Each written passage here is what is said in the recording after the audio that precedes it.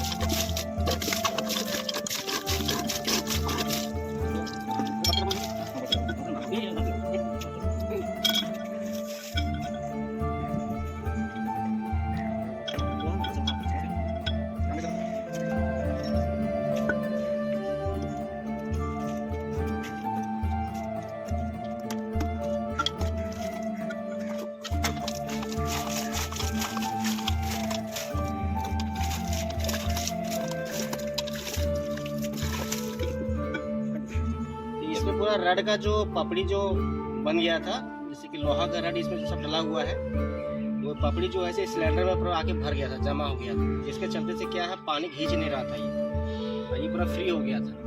अब देखिए ये पूरा साफ कर दिया, निकाल के देखिए इतना सारा सब निकला। अब इसको चलाने के बाद देखिए अब पानी घिसने लगा।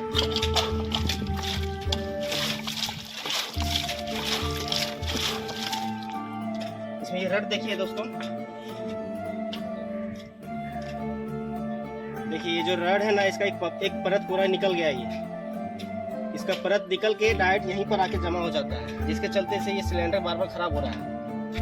इसमें जितना जो रड लगा हुआ है सब ये लोहा का रड है, जिसके चलते से बार बार खराब हो रहा है। देखिए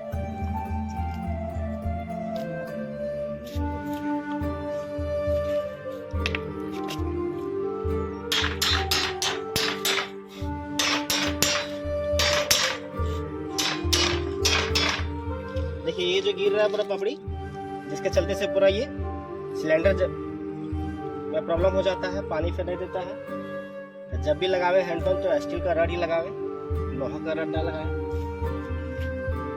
चलिए दोस्तों फिर इसको फिटिंग करते हैं साफ करके।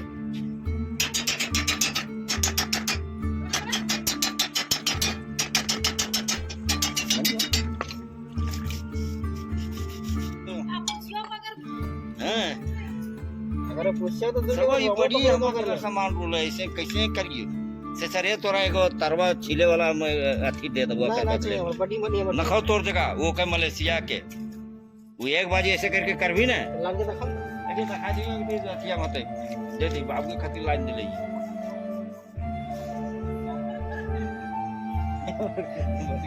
तो या चिकन बोल लगा लो। हां वो अथिया में लगा क्या अब ये अगरा दी नहीं तो फिर होता है।